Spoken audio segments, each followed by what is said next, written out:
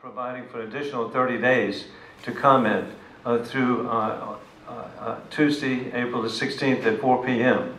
And I'm just so hopeful that with the persons who are here tonight, with the messages that you'll be providing, that the Corps will pay attention to the citizens of this community, and in particular see how incredible it is by state, and I understand even bipartisan.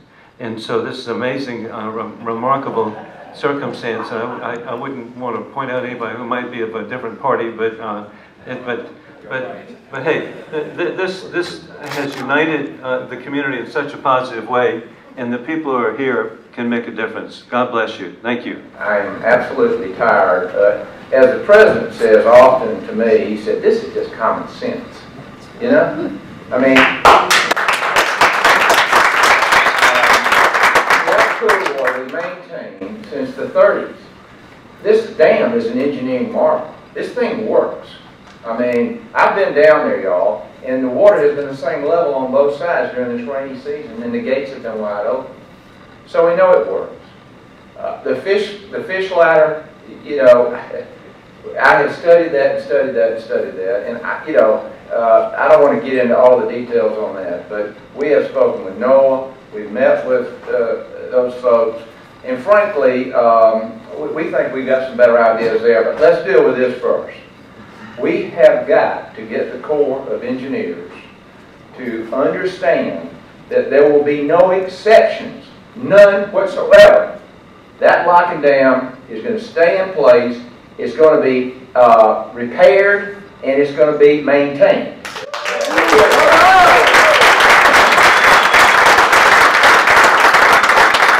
I met with them in April of 2015, and that was the words out of my mouth. They went behind my back and somehow got this legislation in a water bill that I could not vote on because I knew nothing about the legislation. But the good news is it did maintain the level of the pool, and I was assured that that pool would be maintained and we would look at some options. Well, folks, we're out of options. And what I don't want to happen is for us to we have to get that port deepened. It's the #4 port in the country.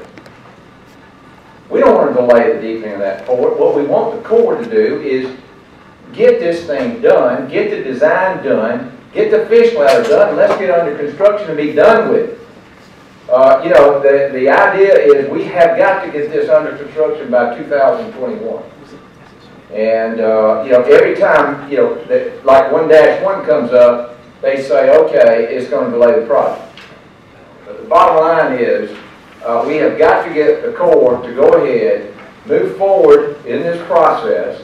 I do not trust their numbers. In the first meeting, they came to me, they said the fish patches was going to cost $30 million and the repair of the dam was going to cost $20 million. And I said, well, what's the problem? They said, we don't have the money to repair the dam.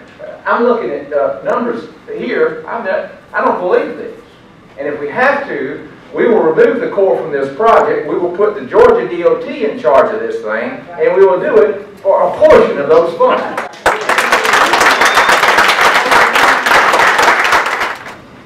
And I want to direct these comments to the Corps and the Georgia Ports Authority and GDOT. Governor Kemp, I'm sure that you're aware of the situation in Augusta, Georgia regarding the new Savannah Bluff lock and dam, and the United States Army Corps of Engineers' desire to replace the dam with a lowered fixed crest weir with a dry floodplain bench that has been referred to as alternative 26D. In February, the Corps conducted a fixed weir pool simulation to allow members of the public and stakeholders along the Savannah River to experience the conditions that accompany alternative 26D. Army Corps of Engineers assured the cities of Augusta and North Augusta that our riverfronts would not be significantly impacted. The simulation demonstrated that the Army Corps of Engineers was wrong. The leadership, the citizens, and the stakeholders of Augusta, Georgia, North Augusta, South Carolina have made it clear that the condition of the river during the simulation was not and is not what we want to see every day, 24/7, 365 days of the year.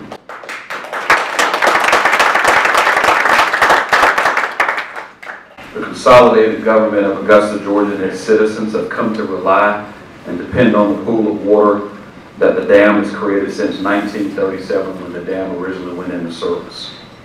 It is unacceptable for the Corps or anyone to believe that it's morally or ethically right or appropriate to sacrifice our communities, our life, our health, our welfare and safety so that the Savannah Harbor expansion project could continue without any consideration for those of us who are upstream. And as a result of that, laws and regulations across every level of government have acknowledged the fact that clean water is the first step along the critical path for assuring the health of a community. The Savannah River's clean water has financed healthy growth in Augusta for hundreds of years. In Augusta, over 1,000 miles of pipeline deliver the Savannah's water to folks as far away as Fort Gordon. One of the only installations that continues to grow as a part of the DOD complex, providing drinking water, bathing water, and on-demand resources for other uses. The Georgia Environmental Protection Division projects a 20% jump in our area's population over the next 30 years. As a result of that, by 2050, Mayor Pettit, Augusta's water needs will increase by 34%. Augusta has incorporated these projections into our new comprehensive plan from last year that we're calling Envision Augusta, a plan for 2035.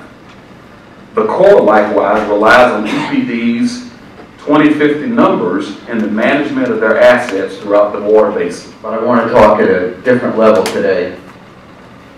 You know, I am the mayor of North Augusta, South Carolina. The impact of what the Corps of Engineers is talking about will be devastating to our cities. And this is all for the harbor in Savannah, Georgia, so it can be deepened. And I understand the importance of that. You know, the recent simulation was advertised to prove to us that the Corps' alternative would have minimal impact. In fact, the Corps said before it started that there wouldn't be any noticeable difference, really. You know, obviously, that was far from what we saw. That was far from reality. We saw boat docks sitting on dry land far from the water. Riverfront homes purchased probably life savings, now without a river. I find it frightening, quite honestly, to find that the Endangered Species Act is being used to damage our cities and this community.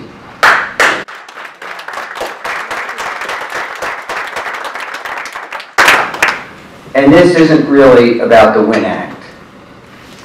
It's about the Corps of Engineers wanting to get rid of the lock and dam. Yep. You know, the Corps finally found a fish to help get it done.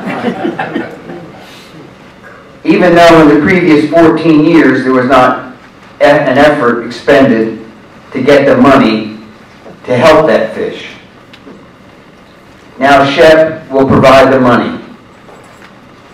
But in my opinion, North Augusta and Augusta and you are paying the price. Thank you.